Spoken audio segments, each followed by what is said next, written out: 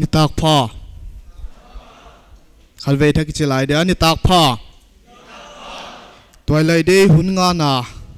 ตันจังเทียนิตากพ่อประเทศน้ำเปียกเสียกินะประเทศเกียงะกิปะทูอีเกนมาสาฮีอีไปดิดานอีดักจามยิงไตมันอีไปดิดานคนเกนเดียworship team เตโตปนทุมนาในดิเป็นอีโปรแกรมจัดดิดันกสิมหุ่นสุงนะยังไปเต้าดินกิสาโคดินคนเงียนเดียหัวมาเดวินะเฮียเงียนนาเลเทสังนาอีดอร์กาเพรสิดนาดิค่ะลายอักิมัวอัทุพวงเดียไอกาเลอสุมังเฮียจิเทเจโลเจียกินะอีดอร์กาเพรสิดเฮียไอกาเลดอร์กาลัมเตอภัยโมบังอันจะสักดีนักคนเงียนนะฮีตุนะ worship team เล่ปนทุ่มนานในดิ่งไปเต้าดิ่งคนเงียนะฮิมไว้หุ่นซึ่งนะอีกิจัดดิ่งดานอีหุ่นเจกดานคนสิมแค่ดิ่งหุ่นเกมเอลคุปสลันไงเตมเกลูตูนุนเบียงมวยปนทุ่มนาอุณาวนูเมรีจิงมวนเกมพัดคมนา worship team TBYF worship team สังนิลสมนิลลีทุปวันนาอมเดียไว้บันยัดทิลเปียกลานอุปาวีได้ขันสวน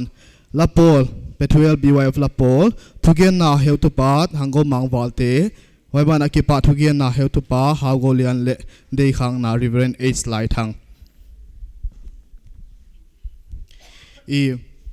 pathian thu ingai khading efesa te bungli tang som thum le khale som thum le ni khon sim ding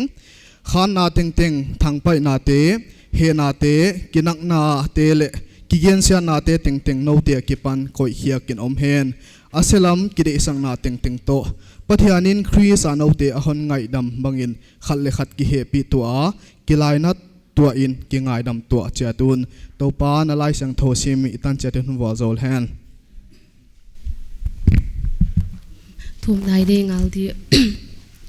in na zangai na di ma hun kem ton tung kabya kule kabelu pa pathian to pa nang man tu ni hun hoi tak nang man hon musaka sun hun ka ki zat na ti wa nang ma byang na kani na ti man phataka na hon zo sang nungin tu za nang ma byang na ti nei thino na a hun amunan hon pi yakin amasai na tunga ki pa thu ka hon ge na hi nang ma byang na ka ni na ding ti wa akizang ding mi te nang man happy taka na khasyang tho to pola la nang ma phat na la hong ki sading te ai keile abik taka thu ta kon gen sak ding kheu tu pa mauleng nang man hom pi a din pi a akisak khol na sang ma leng thu pi zo jang the nang ma nei manin athak taka na khasyang tho pol na ma din khon nget saka hi to ba na nang ma phat na la hong ki sading te tung to na ko haya ngai kheding mi te nang manonom pi a ko wadi nga man pha bangham bek to in lam ka ki thina dingun om pi na leng khaun nge na hi to bana nang ma thung ki gen ka ngai khana ding te wa nang man honom pi a ko mau hin khwa dinga phatwam na ai keile kadam sunga dinga thupuk na bang thupuk na kalak na u hong hi thina ding in leng hai hun nang man swalowa man phataka jang thei ding in mi chi na khasyang thopol na ngin in khang thu ma hi nang man to bana ka music teu hi tale ka mic teu hi tale nang man hon ke bit sak ding in leng khaun nge na hi to bana akizang ding hun hun than nei te teng teng nang man abula pat alai sang top tan pha hom pi a nang ma de banga nang ma min thu pi na ding kya a zat le zo ngi the na ding in na khot hat mon hwai thil thiang ki kem sakin ki pa thu gen komin na ta ka tu pai tak jesu christ min kong thu ma hi amen ni ta pha ta pa ni ta pha te musam na tu ni ta ken la bangza hiamina ama biang na phanna ina nei non dinga hello ke keng namasadina pathian hon guble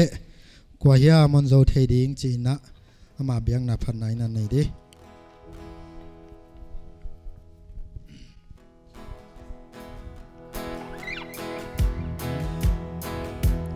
to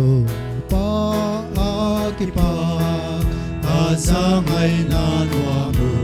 aman hena apel dahi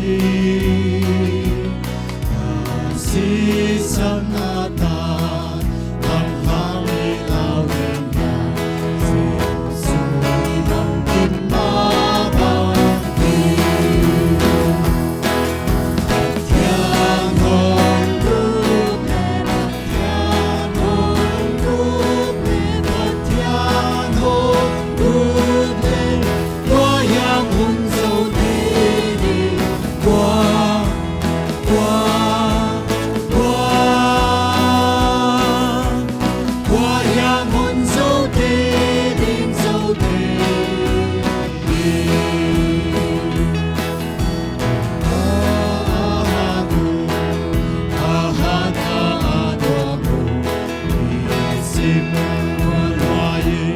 đi cùng la ta non xóa cha tu ta cùng hàng sang lu ma e bi na hi thiên hồn lu thiên hồn lu thiên hồn lu đôi hiam hồn dấu thế đi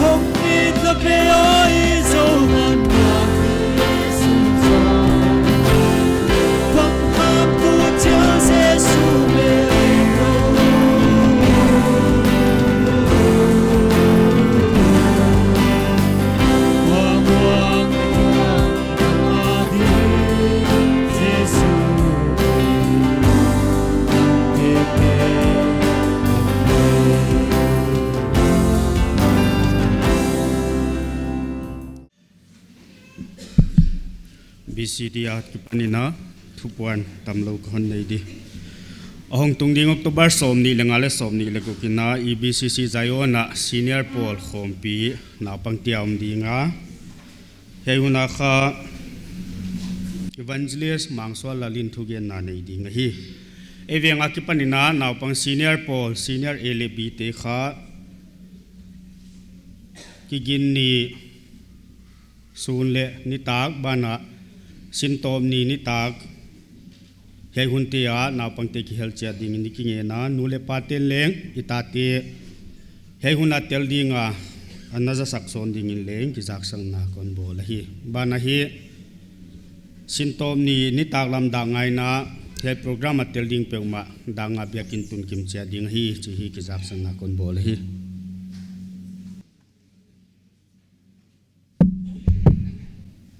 tilpiak telan nai nei di bang kimi thei kabia kule kabelu pa pathian tuai lai te ni program ki gel te teng laka ananung pen tuzana nangma biding hong pai khom nami siang thau ten tilpiak tuam ka hon toi khom teu yaya namai ma lui khiak theinom ta to pa hiai tilpiak te pe mi tia dinga tam sem piak theina le wana thilpia ka omin nangma min thupi na ding na kamsat na dinga na sep thei na dingin hiai thilpiak te wal hon zol sakin chin na ta ka to pa Jesu Christ nin ka hon lan wa hi amen tuna pathian phatna lapol un sadinga pe12 BOF lapol te huni pia hi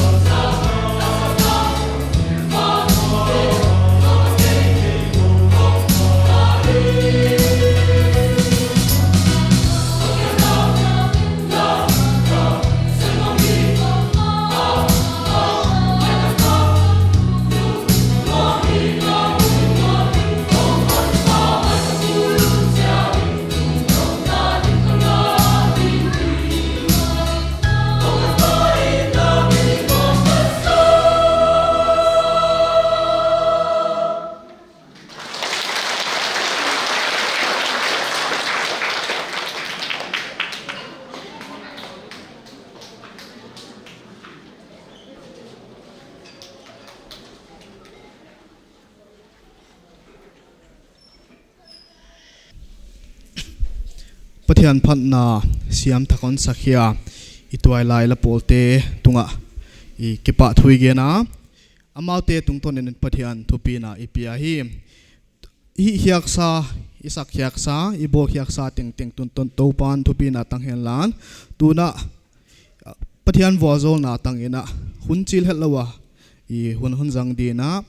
I heutu pa thango mang walte I pathian thu takan kuang loidin ahuni pia hi tupan hun pia ki pa huai sa program ka thei tung in hi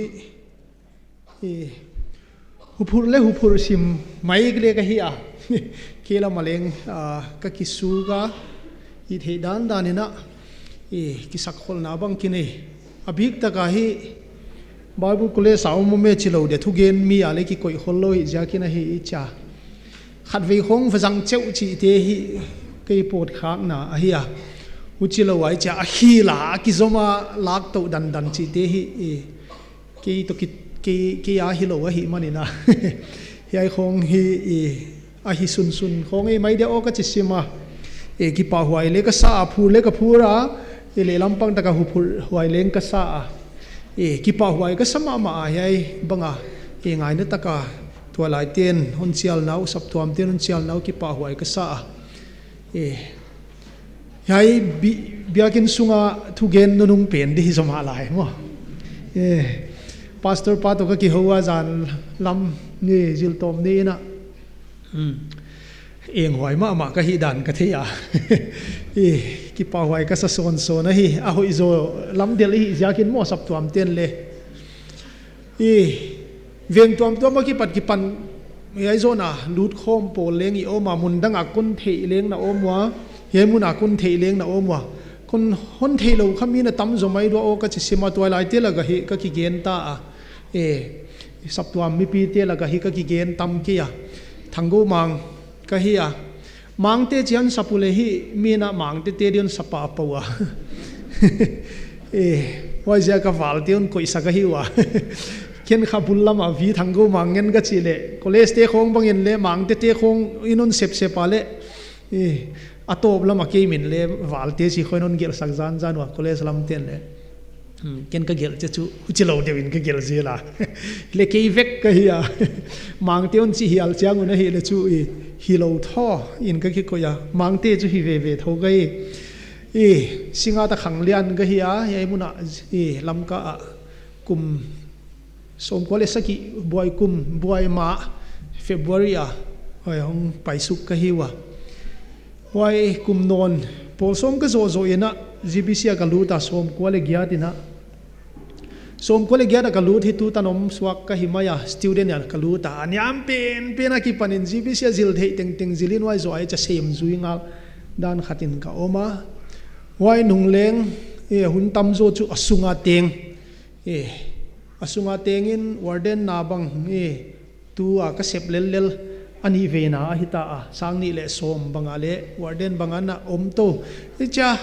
apoi mo na lam lama hun zangwa ki pa huai leng ka sa a tu pan apoi mo na zat thei din on koi ka chimaya le lampang takin ilung kian nia chu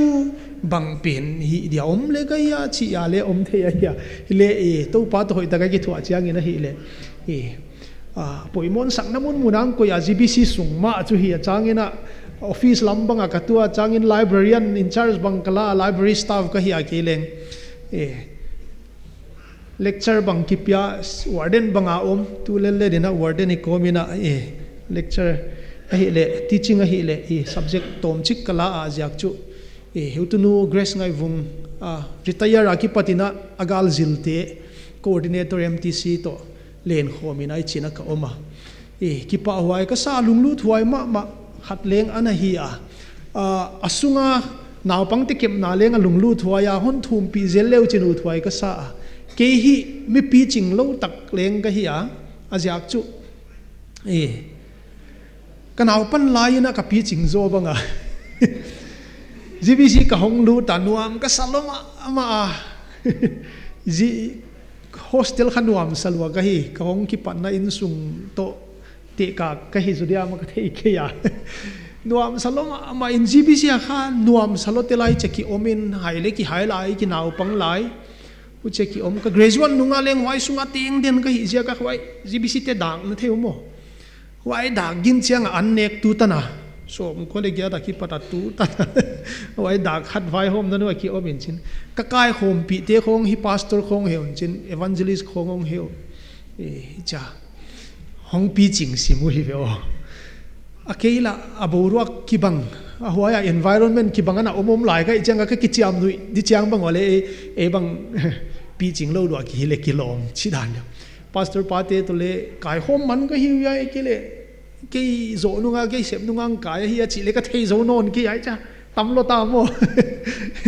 ama ole pi ching go boy hostel a lai bang a chui hi chi khol lo ai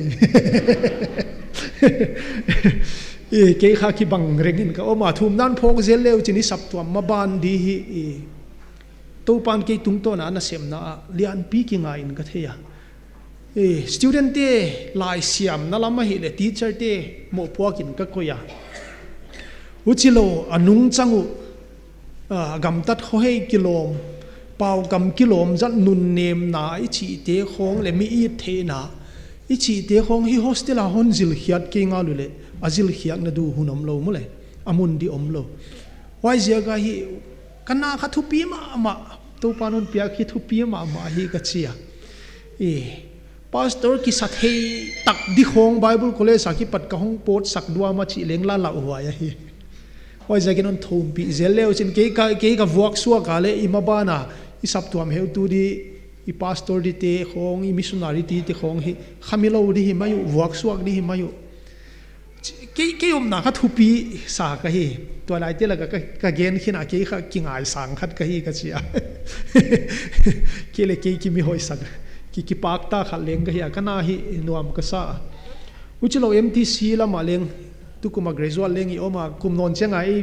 sapto ma ki pat graduate ding leng aman hin ta leng i oma mi tampin leng izila lunglu thwai ma hi azil sa ten hi zil lo khak lau a hi azil zil de o chilel lel bang na obule kum non April May June July ni som le nga tan khong mission ki hong non dinga ni kumina mi som sa gi le khatina mission na bolwa ibuai kumin ibuai non laman ge ya tu kumina hi le zakhat khong chukitung nalo di ya cha du thu sam ka sama le zani le som li le li ina mission non bol thaka atam ma hi hai te teng hi mo puang na to panon pia ka hi wa amuna teaching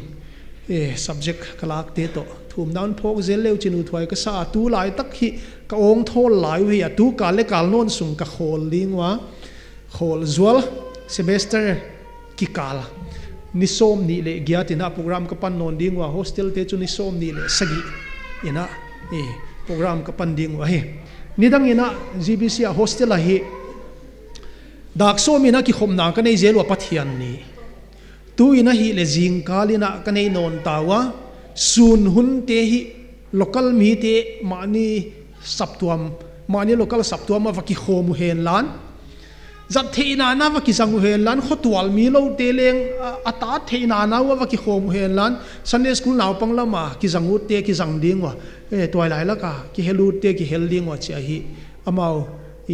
zalen na ki pia hi pathian ni hi polama ki khop hiat du pau bang le pau tak hon zak tam deu na wa amuna hi pau te hi ki tai hi maya hi leng siam lo sa pau hi pau ngai amao za ka chumale ipilvan ma ngai asa pau la ki siam be chuang lo pau la ki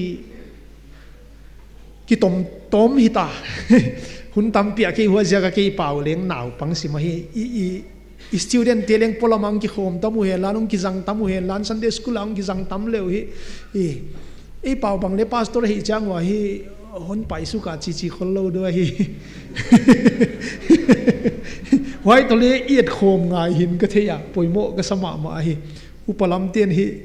GBC ten le pai te pau subject na nei do hi achiwa poi uchi zen chu aki som nai ki ya mi lo tam zo ta mi lo tam ma hi manina thum nai ki phok to azel ding chi hi ka hon nget na a hi tu ni ta kina hi vai hom telai bu bung khat na le bung ni na saulo en le u thwai ka sa vai hom telai bu hi naw pangti la ka le ka gen kha se ka dei ma le i gamin poimo ka sak a hi ya vai hom telai bu teng akan khom tu hi bung khat bung ni khong a hi ya a vekin sim ke le leng vai hom telai bu bung khat le bung ni hoi takin sim suak le chu vai hom telai bu thutun teng thei di hi le kilom khopina a oma agel tu hi kwa hi dia ma Samuel bang leng hi thei hi Samuel hi a le leng kumpi te sot apai to mau hi ding ina agin ta khwaya hiya hi to pa to kinai to pa muan apoi mo dan imua wai kia leng hilowina khelna ki chi ngai neu di omlo him khelna neu lua omlo a igama di nga khelna poi mo chi leng omlo a necessary evil chi khong me be mo e miten khelna poi mo thil hoi lo igama di nga poi mo isak bang leng a oma wai te teng neu chik leng thil hoi lo na cho hoi lo wa imu thei a poi mo a hu chi ke nga la le lian pia ki tung dinga e ya dia ipuak zo lo ding hi khathia hi chi khong helna khoi zual ki chi bang le oma hi manina wai te en le u thwai ka sa vai hom te lai buang ki patung ina hi Joshua si nunga lai bu ki gel achini e atang thu ina Joshua si nung pheta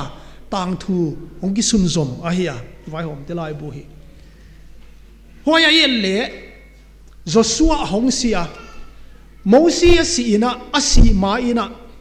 topan Moses kianga na thak heng ding ina Joshua non tapa Joshua thau nilina chia thau nilahi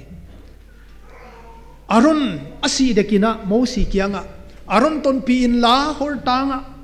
e atapa Eliezer ton pi in la Aron ina puante suadinga Eliezer asil sakdinga huaimuna Aron asidinga chia Aron le Moses hi asi mauna thak heng dingu topan asep hina Joshua asi ina hi topan athak heng ding asep ke ya hi topan de na dang nei lenga hi khading wai hun lai taka mi pi te bang chida nang ki panwa chi le a ki pan naw hi thu pi ma ya bung khat na chang khat na Joshua si nung in hi chi a hong hi a Israel suan ten kanan te dowa eya dia hon sual sak ding in kuan to masadia chi in to pa adong uhi thum na in a hon panu a hi to pa de dana ma pan ding ina a hong sawa to pa khianga a hong thumwa ko kanamu hon ma kai ding ye kanan mi te do na ding a kuan hon ma kai ding a hiya china to pa khiang a thumwa to pan bang chibana dong hiya mi chi le Juda vakuan hen ngayu na khuta gam kapeta a khuta gam kapeta Juda kuan hen achi aya ki pan na chu e te teng ading a thil hi pe mabana hi ding pe ini sa hiya mi malina hiya na izom ding hiya bang kim i thil hi di pe hi to pa de dan to pa hon direction pyak to pa hon lam hil na a paile hoi ma ding de huai ma hi wai ding in ilung sima ki man le u thwai sa e de dan hilowina to pa de dana kal suan ding ina e kisale to pan Juda namte ompi banga honom pi ding hi cha Juda te hi to pa na chiam khol sama leng hi ya Jacob in atate wal zol na Juda hi kumpi han ma gal han ma ding ina anabola ana wal zola humpi nel kai bang khopa anate ka hiya wai kya leng hilowa waya to pa thu chiam pa a hong pai matana vai hom na chiang Juda ding a hi dan khong Jacobin awal zol na gen hina tua hium ki panding lenga hidinga to pan Juda na matela bang chia chile judanam kwan hen judanam ong kisa ha changli na ena ahong kwan to wa chang som le khat na ena akwan sukwa kwan to kwan sukwa ya akwan te hui ei pawina kwan to kwan suka ki chi khol ke ya pau thuk lam kwan to kwan suk ya juda hi to pa de dan ta ka hon gam ta nga abulun pan nana chu to pa na vual zol na akwan na lam tinga apai na lam tinga vual zo hi vual zo na chu ama chu vual zo na na zu ya hi wa je ka to pa de dan na kalsuan hi lo chin na ki pan na hi bul pat dik to pa to pat dik him chu to pa to ton khom na vual zol na sapten le ki achiwa bul pat dik chu kim khat zo sa hi achiwa wa hi poimo ma to pa en hi bul pat dik kya le la to pa to pat him to pa dong ko ma thil ki sakhiat him hi vual zol huwa ya hi ya kumpi te atha te khong en suka athu pi ma hi hile leng hi zo na khelna ichi ya thiloi lo wa hong lut vai hom te lai bu bung khan na hi chang som thum le guk ta na hi chang som le giat tan hi a hoi ma ama chang som le kwa a ki patina a hoi lo a hong ki pana wa hi bang chidana huan gamong ke a chi en le uthwai ka sa chang som le kwa na bang chi ai chi le chi na ho lim suk dinga chang som le kwa na to pa juda kianga oma tangama teng te adel hia phai zanga teng te bel sikang talai te ane izia kun adel hezo ke hi achia hi phai zanga sing tangama teng te laka judanam to pa na vual zola waya tangama teng te teng zowa adel hia wa hi achia huai ban cheta pen hi ngai tua u thuai kasama ma azial chu bangai chile phai zanga teng ten bel sik sakol sik kang talai sikang talai te ane izia kun adel hezo ke hi judanam mo sangam yom ya zona mo sangam huai lo pi mo amau huaya ai gupta ki parong ki pana kanan te khong do pan kyang wa heu tu pana si san nunga hiai gal han ma kanan phai zanga teng te gam hau sama ama teng te hiai te na galvan nei hoi loma ama hunchin zolo wa hi achi ai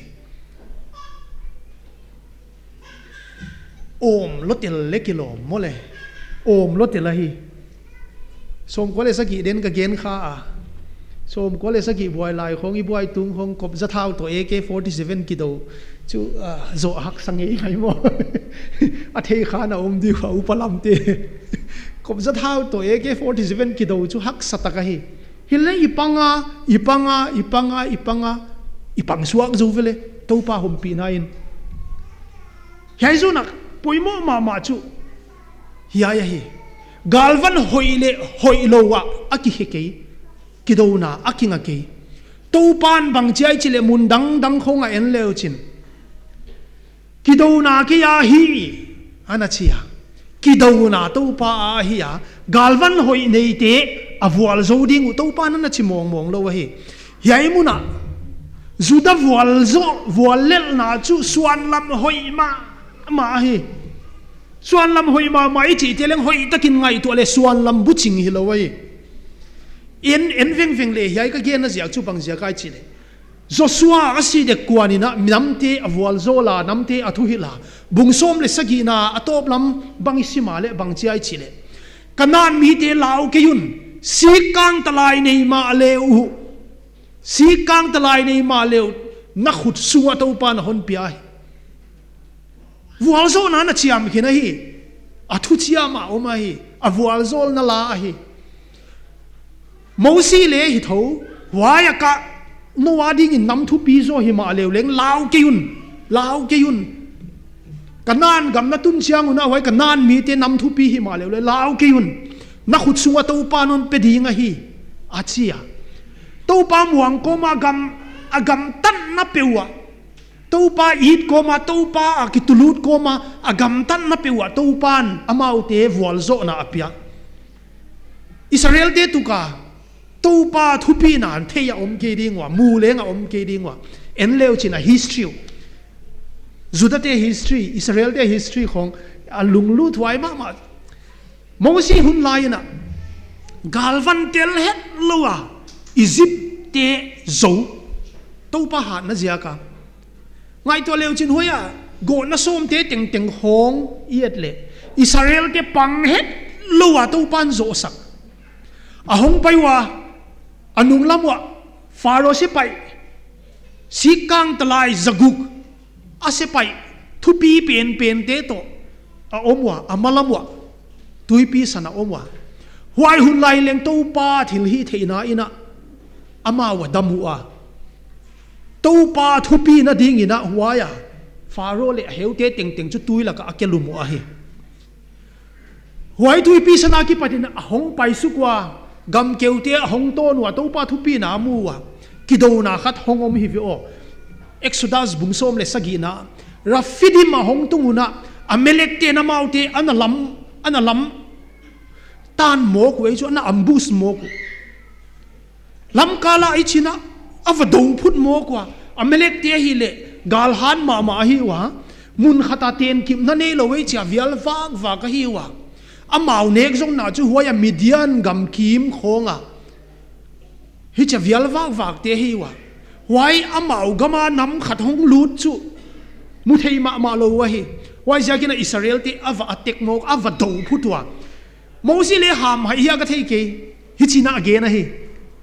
to pa amuan dan chu Moses na Joshua kianga Joshua yai tang wal te chi ya pasal te gal do thei te ton pin lan gal va do di va ma kai di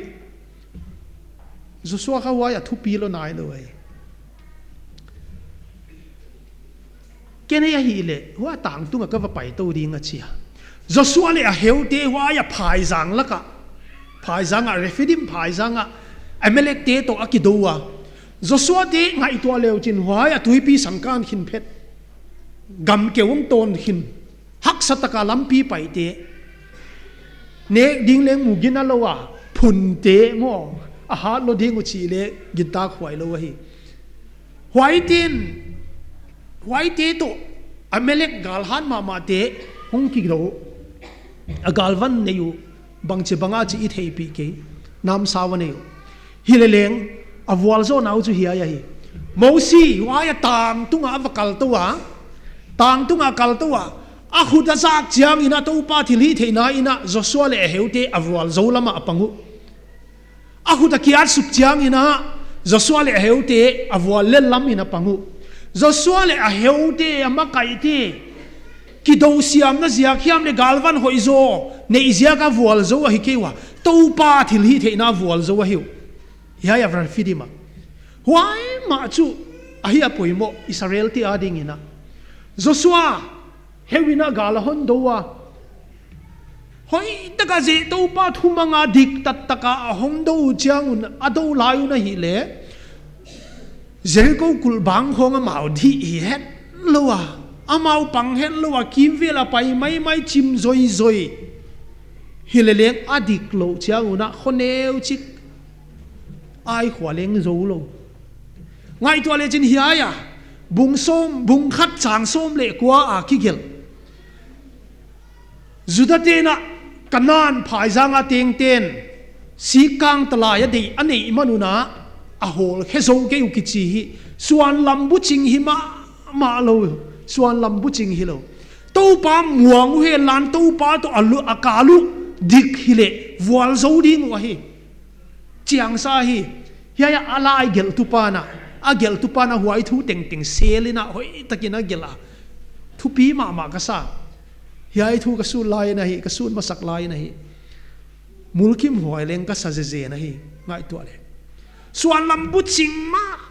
ma ki hial hi ve oi loi le dik agena mi leng ki oi ve hiai te zo anu le pa leng a hi chia in sung hi chia zu adon le om ka sa tho ki chi pila aman bang ki chi dia ma thu tuam hi ki sak pi lo ma hi le ki lom mo le hiai zo exam na fail in jinwani tak don in jin ôm thấu hi kilom isem na khonga ki patina banghiam thil dik lo zia kinon suspend mok le banghiam ki khale kilom mo eloi suan lam hoi loma ma i he changa zuwa tai mo ki changa eloi ilung kham changa zuwa tai te hi zia kina suan lam hoi loma ama omin chin numei te talele pasal te talele ho chikin ge ni na suan lam bu ching ma ama zia kin na ze phi khadi wa isyang tho na khong i izwa khe khadi wa hoi loma ama wa ni tak zo nang hile chin le do zo lo dina hi ki chi ingoi the khopa suan lam buching hile leng to pa ma a zo iki kep zo lo man hile tak ve o adik dik again ina i history aka et chang ina ken na hon pom pi do ma poi ka sak ma khata o ma to pa nei mi te kon chi ding ha ka pau bang kam pau nei te e mi te hi to pan hon vual zo la lam kami te ichidinga nuwa ma hini danga ilam ka khong ising tanggam te abuka anwa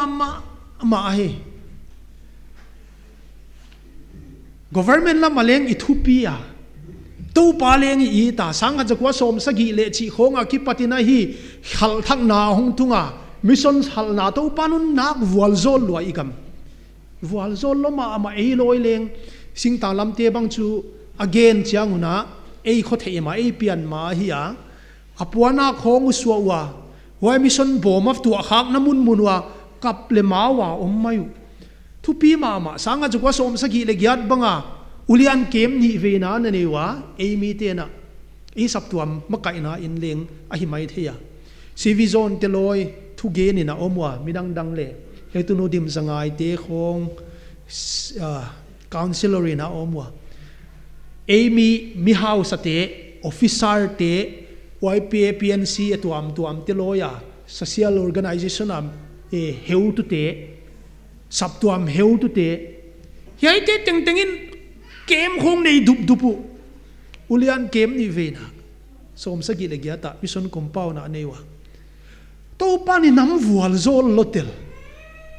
sanga jakwa som gya di yong lut to wa igamanwa ama to pa na hon dom sanga nak thu pi lo sanga chu ko som ko le thuma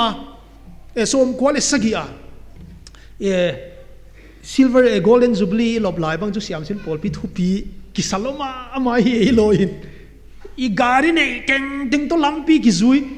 ki thu pi sang na ngai polom hil le eite na to pa thu pi na eition vual zol na ma piak ki na ama mina lam zui na bang ki si sak mo to panon vual zo le chu lai sim na lama leng a hon vual zo la nek le ta ka leng a hon vual zo la singtang lama leng kial a om ke ya to pan a hon vual zol ma a igam lem na muan na manipuram nuan na pen na nop na pen na hi a singtang mi te la ka e lam ka mi te atung pen ki hile kilo ma hi to panon dom sang dan chu hon dom sang hi chi wai lai khong na phua hile om tak hi zoma lai hi ki thu pi thawai siam sin bol pi ten huai la kamang il zol ala phua tu pa na thei lo du palam ten siam sin bol pi te la kha bangai chi le I du thu sam bang chu office tengil wa dim dinga Manipur talpak te ten na chian Manipur nam chi teng ten na siam sin pol pi gamle vai home na hong suak ding hi chi la ki sanek nek hi vi o yai khong la a sangam di khopa to pan thupi nan pi ai ve dik dik agena emi te yai khong du thu sa man nei thei di khopa huai lai khonga thil hi thei lo de hi jen lo pia to pa hon vual zo na hoi takin le len tang zo le alu dian to panun bola alu hiya lai sim na lama ka ena magazine sim seng lo phial kine ai tong luang oma ta tang ko wa oma zo khan khwal chi lem hon li magazine hi la ya hi thil dang tang pia oma magazine te khong leng newspaper leng bang za hiya ma oma tua chu thai ko lel pi inei thei hilel mo magazine bang chu wale bang tan survive de ki thei lo jing dai tu I chi khong swan wan tam dai je si chi khong ki sa le lai ki sim non ma lo ki mol gai lai sim nam le ki no to panon vual zo la hi ni danga lai siam le ki tam Roman Kumar police officer Manipura police officer te laka hel pen in bang chi gena mi hel chu tam na wa hele lai siam hi wi lam kami te chi sa pa wa hu pi thelo man khalo wa hi thu pi tho wa hi to pa na lu di ni na hon bola Manipura ding ina nam chang kang ma hi ya huai hun lai na bang hi chi ya le som kwale khata hong ma som kwale ni ma som kwale thuma hong tung to zet chu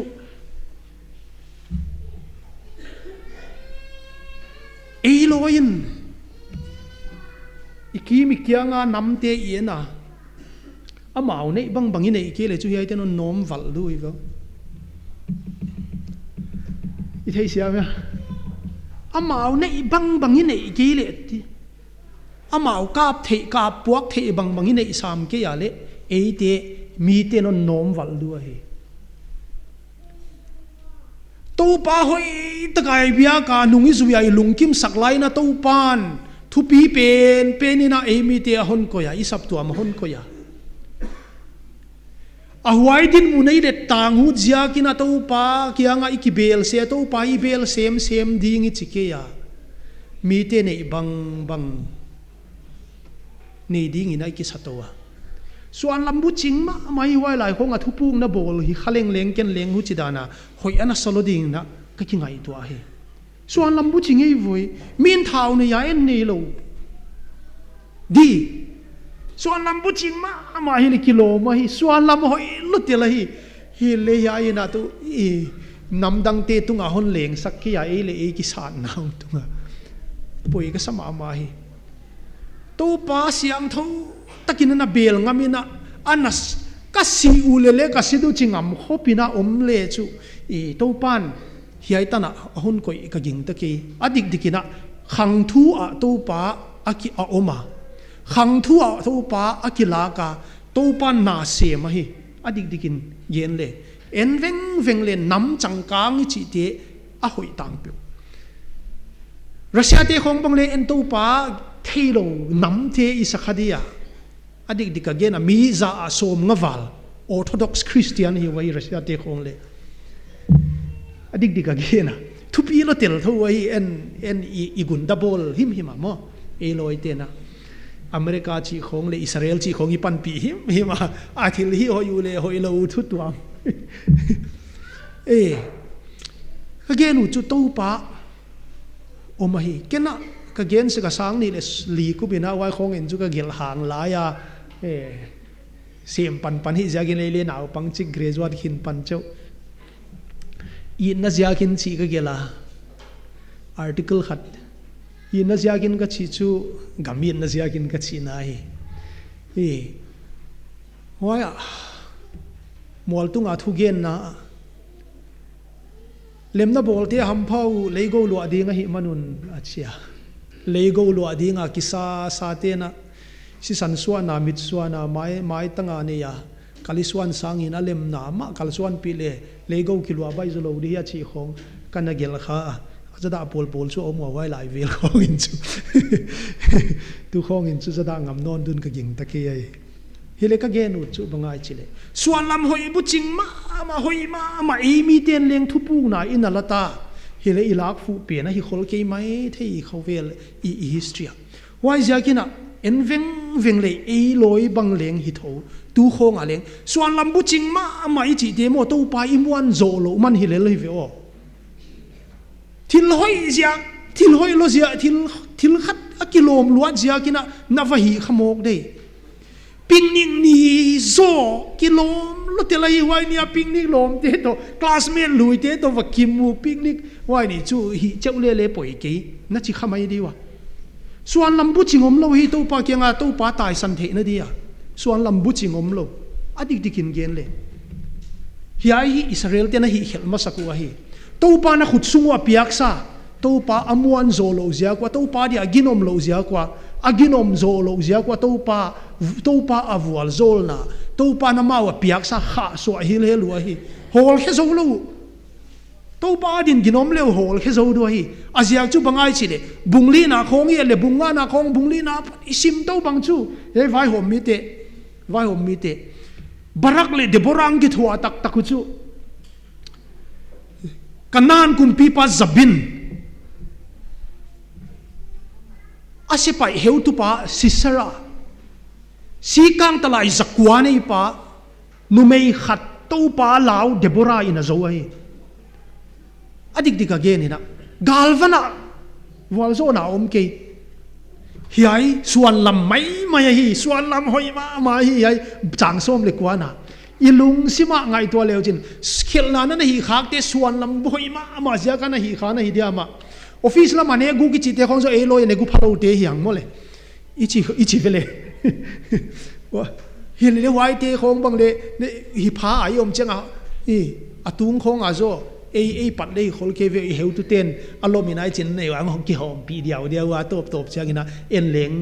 panina la khate sek chi man thu mo le uchi khong a hi suan lam bu ching om lo wa hi khel nai chi to pa ma ki huai kha ki vel ma le suan lam bu ching lo ja ka hoi lua a thupu nai na la kha ka o ma le leng den chiang a ikian na nga hi kha klawa ikin taka ikik poi mo hi ani na chang som ni le ni na ki pata isim su ka le Joseph in ko te na Bethel la lu nawi muwa Bethel la lu de kuna hi china va paiwa Jericho lu dek lai to akibat na simo ma hi ile den chang ina igen dia Bethel la hong lu de kwa wa ya chu Bethel kong khokul nei hoi la ya kha Bethel ki chi lo wai ya kha lose ki chi ai Bethel min masa kha lose ki chi hi manina he Bible gel huna chu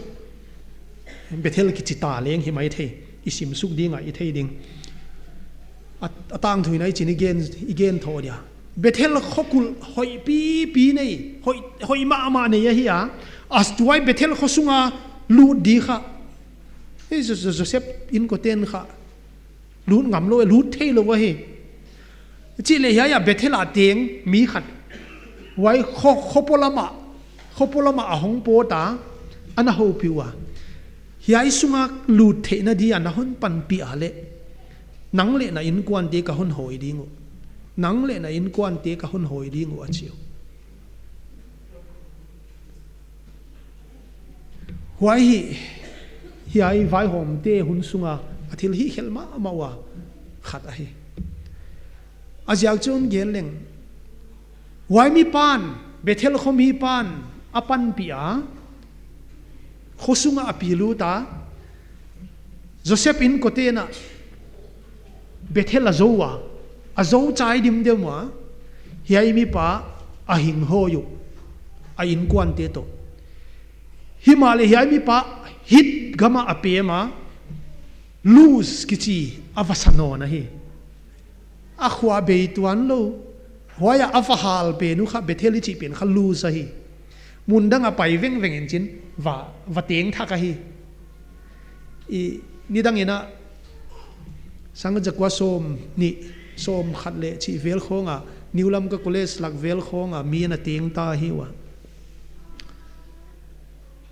hoya so karina thuam puwa ka tang gama mi hing teng ding in phai gama lo bol ding chi thuangomina ana pem khiawa wala phai jang lian ma hi ve na khomin ding in phai lian a chiwa a haw sapa pen kha a khomin to a pe ma tu na phai lian a oma phai lian ki chi kha phai om het lo wale phai lian hi thoi aziak dik tak kha ya lam ka ki pata pai to lam hiu lam ka vela ki pat pai to hi izia wa wai khomin to pem to hi emi lam deu te ya tang nuam lama pai wa chi da na ya pu te khat inon hil dan mo phai lian ki chi khamang tuan tha lo hi government in sol helele mang lo hi khomin to pem ya wa ichanga nal ka sang ma lose ki chi kha hal se zo lo wa hi amun hal sia hi le mun danga om tho wa hi hiai to pan kanan mi te tha chimit dinga chi la yana amawa dia hoi te hoi na ina thu ku hi amawa dia hoi te hoi na thu ku hi hoi lo ma hi de kilom mole ei de dana thil hoi ei de dana hi na ka le thil hoi mu mai hi kha ding la huai ka sa adik dika ge ni na mi ide lo te khong thil hi te hi le เกนุดมาอินเอเดเตทิลฮีหอยโลเตกิมูเล็บกิมูเข้มบอลอีขาวดิ้งเหล่าหอยกษาเอียเดียทิลหอยฮีนากาเลทิลง่ายจำสุก government scheme ตัวเตะคงเลยฮิตเขาตัวกิตัวแค่กิตัวเกียจีเลเทโลตัวลายเตะเลี้ยงฮิตเขาเดินเชียงบางจีบางอินกามยอนมูเดียจีเลเทโลตัวกิตัวก็ฮีนาเลยหอยฮีขาวดิ้งเหล่าหอยกษายัยอามาปันปีฮิเวนไว้จะก็หอยหน้าทุกคนจินถัดเลยไว้จูระหับเตลอยเล่อัฐสามวันจิขมายเที่ยวหอยตะกินเลี้ยวจินว่าเจริโกกุลอัลฟาลูดเจริโกอัลฟาลูดว่าอามาวันปันปีเตว่าอย่ากิจวังนู้เลยอินกวนเตหอยเตียนบางเจ้าจิเลอามาข้ายาวเวเบียตู้ป่าเบียเตละกังเตลุยจูอิสราเอลเตละกะเตงว่าอิสราเอลเตนุงซูอยู่เอจูอปัทยานุเขงไม่ไว้ไอเตียนว่าอิสราเอลปันปีเตียนเจริโกว่าปันปีเตียนอปัทยานุเขงว่าไว้ปัทยาเขงนาจูปัทยานินเลี้ยงอปมปีอะเฮ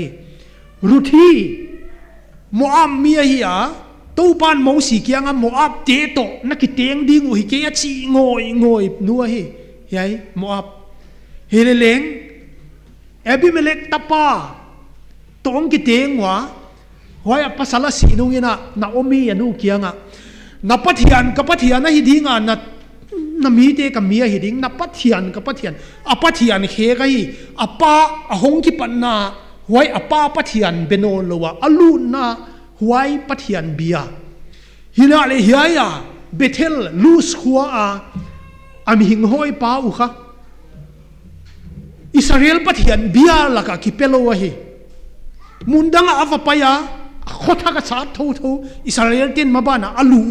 ลูนนดิวลูปอยโมนนดิขัดอาฟโบลัวอามาวาเดียหอยฮีนักเละง่ายจำอามาสเปนเป็นนักเขลนาอิลากาฮงลูดานจูส่วนลำหอยมาอามาอาเซียกินฮงลูตาเอ็นเลงอีปอมปีเทดิ้งทิลหอยโลส่วนลำหอย necessary evil อิจิเทคบหินขวาเลงหวยบังหินะส่วนลำหอยมาอาเซียกินทิลหอยโลวะฮงลูเทลุงเกมาอามาอิทิลฮิเทคงหวยลายอินโจกับหุจิลวายจีคงส่วนลำบุจิงฮิโลอันนี้นะเอียเดียหอยอาหินักเลหอยซาฮิทาวฮีดิกาเกน่ะมีหิงค่ะกิเซลฟี่ทวินจินเอียเดียหอยหินากะเลหอยมูเวกไหมเลโตป้ามิดมัวหอยเกเลโจหอยตัวเราเฮียเตียนกัมมอนเปียบางชีไอจีเลเย็นสุกบุงขันนาจางส้มนี่เลสกิโคงอากิปตินะบุงขันนาจางส้มนี่เลสกิข้าโคงอากิปติเย็นสุกจูบางทัวอิมูไว้โซนะบางทัวมูอิจีเลมันเสส่วนเตะเอฟเรมส่วนเตะไว้จะลอยคงจับรุนส่วนอิจิเตะคงอินอามาอุกามะกันนานมีเตะอโหลเฮกิวอัฐัดกิวจิด้วยจุดเตละทัดลุนจินกันนานมีเตะอามาอุเตะละกะเตงูตั้มโซฮิดิดานะฮีกันนานอิสราเอลมีเตะกันนานมีเตะมันเสส่วนเตละกะเตงูกันนานมีเตะเอฟเรมเตละกะเตงูกันนานมีเตะเซบูลุนเตละกะเตงูเตงโคมเตาอัสเต็ปดานินเกนทะเลส่วนลำหอยมาอามาจะกินเขลนายนะฮีอาโซอินะเอียที่หอยฮีนากาเลอิงไอซัมสุกลายอาบานาจูหอยเขลนาละกะหงเตงตาโตอีเตงโคมตาฮีอากิปันนาจูโฮจิกะฮีเฮเลงอิสอดกัดสุกดิ้งยันสุกเลบานะอาเซร์น้ำเตะของนับตะลีน้ำเตะดันน้ำเตะยัยเตะของ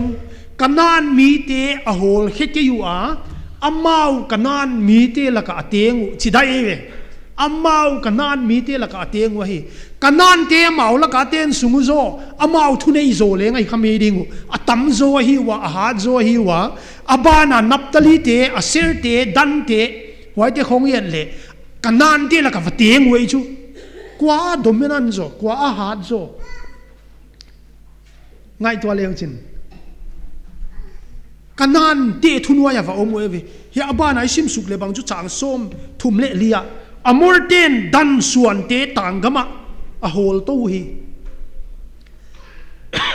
phai zanga pai suku a phal ngal kiwa amorten a he ai zon non phang lo do chi le dan ten phathei lo hi mai wa hi to pa chu adik dik again kana an te phal na chiang chok phathei kana an ten nyai amorten a phal ke le chu phathei lo hi mai wa hi akipan na a step dan in gen ta le hi ya lai gel tun hoi te kalimon lak ho chikina ki pana hima le wai ho chika thil hoi lo suan lam bu ching ma thil hoi lo ina hi te na a khonunga ion control khak la uai ka sa kham the hi te lenga dik dik ge ni na angol zo ma ki wa he pi wai ka sa he pi wai ma wa hi dik dik ge na hi le leng kham thei hi ma sa eding ngal zia khong hi level kham thei hi tom zo deu mai thei hi mo le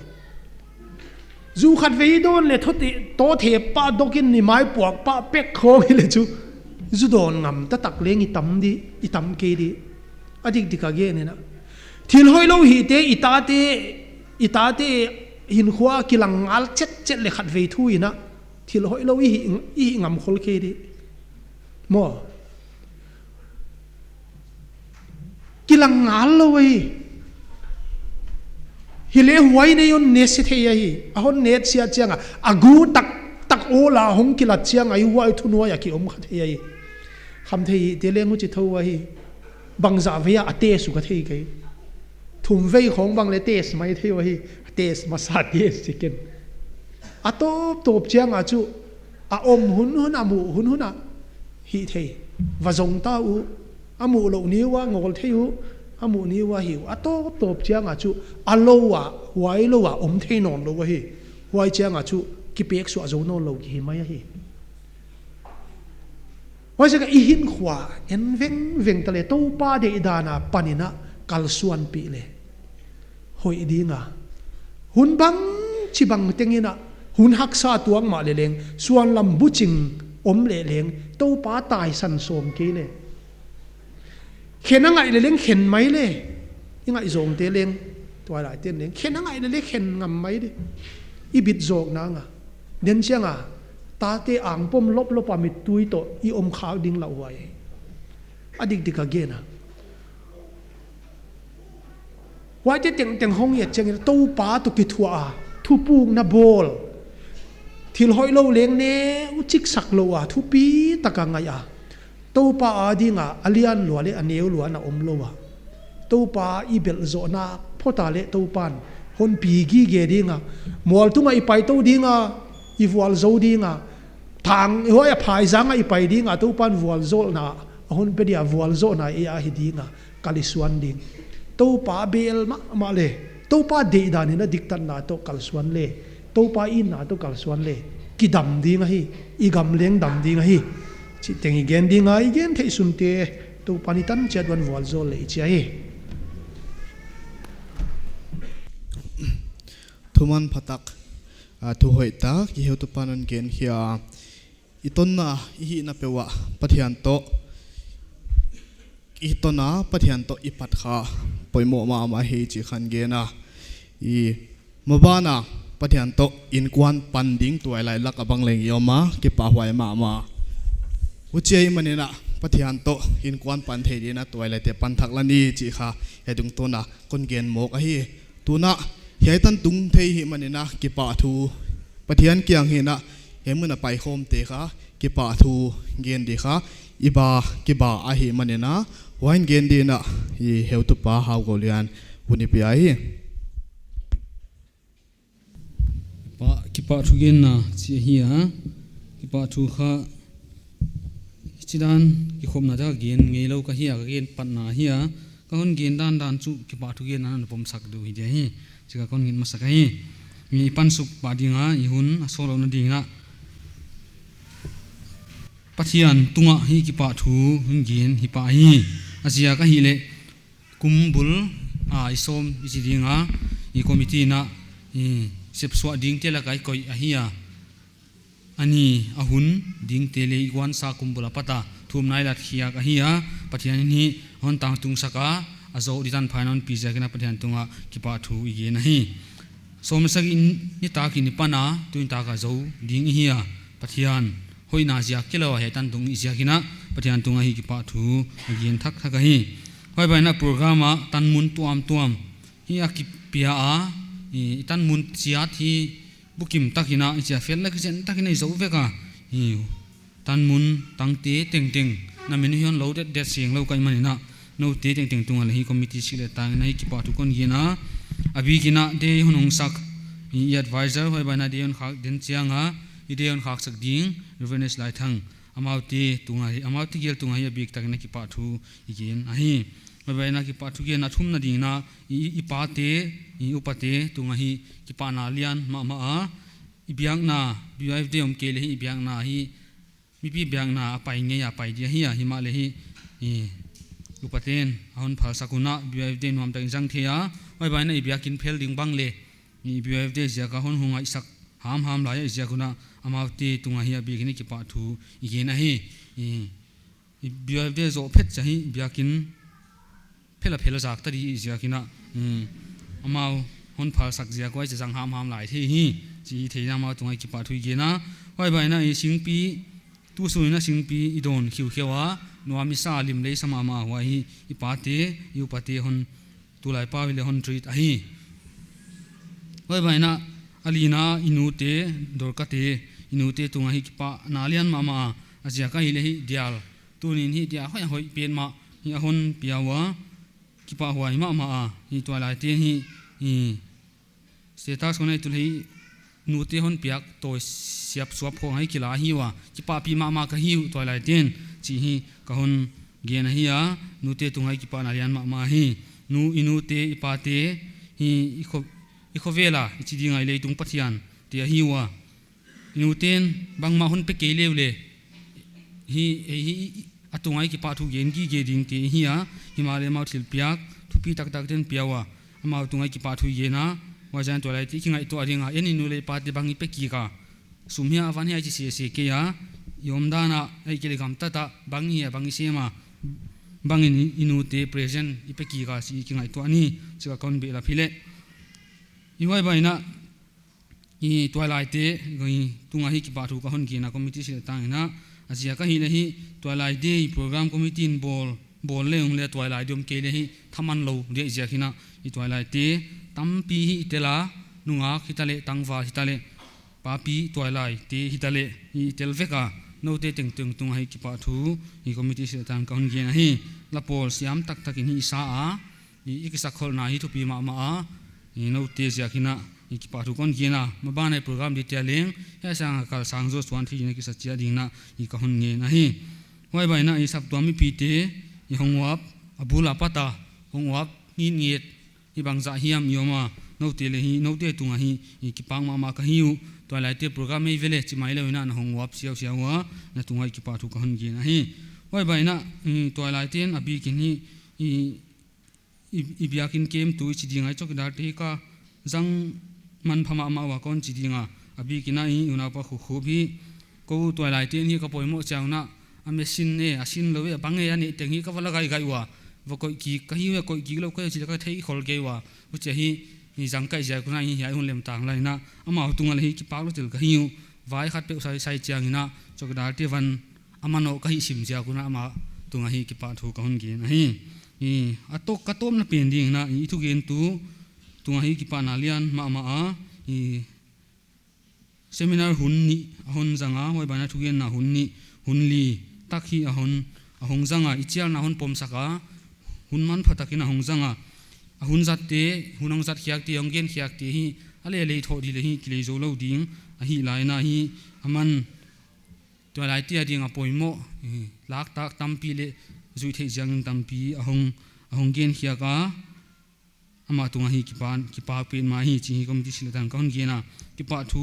hi gen siam lo jang na thu gen tu tunga hi kipa na la sangai na bang hiam thil khat peleng thil ni peleng chi hi kong ki sang na hi ya ni thil khat pen kha khatin kon bela ba thil ni ina kipa na ilang sak dinga igen siam lo to i advisor ong pai ding aman piak khiak sak dinga na dak bom khat le i gimma ma ta ding tol ma ta ding ja khina sing tanga khat pe ding hi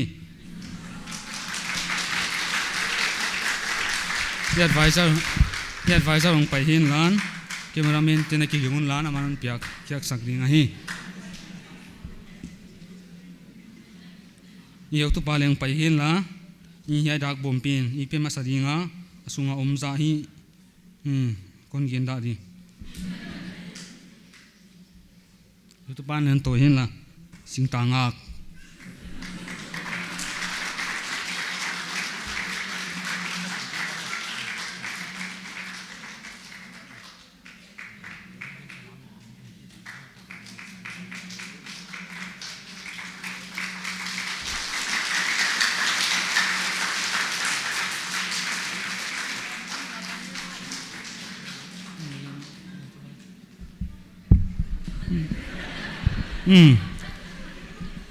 biakin sunga den chai kon dakhale chine tuan to ki khen la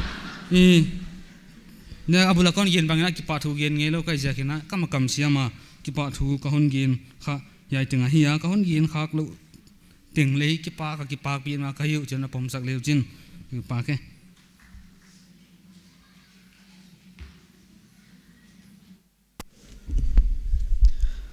hun to pa iding pen ma ta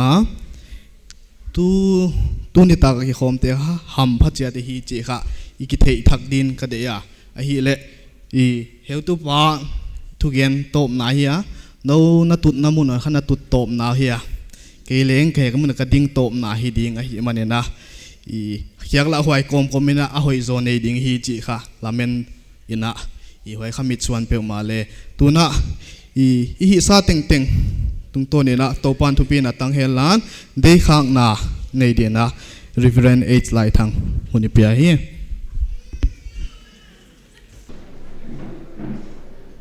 asom ngale ko ve na be day to lai teni zan a ding program na ki ball a paisa october som na ko som na sagi ni ta da google som na nga a Patrina hon nalela nan ne isak topan honom pia bang ma ban mlawa hon tom na hon nga na tan lamsang taka izo the chao jan ki pang ma maya tuin ye to la je hi pa to ta pa to khasiang ro to menin ka ha ka he che ka phuang ai wo jo na gen ding hon ki pa hoya hon pan pia ho dam na ni hon pan pi hon khezel to pa pathianin ide janna abule kepan sul ni ta khunte honom pe zera bang ma ban jo sak tak siakin thupina phanna patona le lana le milena teng pia le khok sakinom hela ho che hiai je ama pan pina ma gai na to dam le nuam te jo tak chung to na aman thupina phanna patona tan bana ata te dinga khalam lung sim lam le salam tan pha leng wo zona khanna thupi ta kai thina dingin tuin to pa wan pathiani na thupi na pa to na te tangin awo zona to honom pi je hon ton pi je ta hen amen